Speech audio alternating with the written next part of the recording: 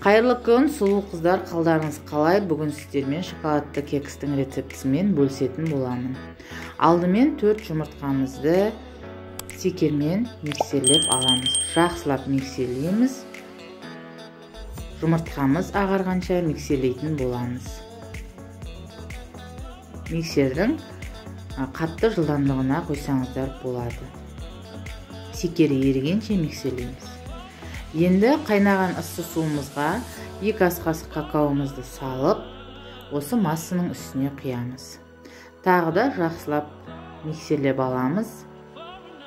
Бізде осындай масса шығады.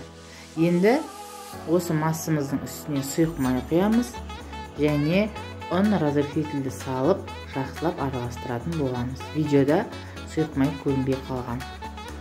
Енді құятын ыдысымызды дайындап алып, барлығына құйып шығамыз. Осындай ыдысқа да құйсаңыз болады, немесе қағаз ыдысқа да құйсаңыз болады. Өзіңізде қандай ыдыс бар, соған қарай құйыңыз. Осымен 180 градус пеште пісуге жібереміз. Міне менің кексім дайын болып шықты. Дәмі жұмсақ, әдемілік үшін үстіне сахарная пудра септім. Арасы күшті болып пісті. Піскен шпажкамен тексереміз.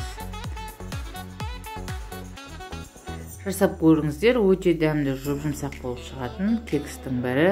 Сіздермен бірге болған Өнер Қосымбаева. Ұнаса лайк басып, комментарий жазып кетіңіздер.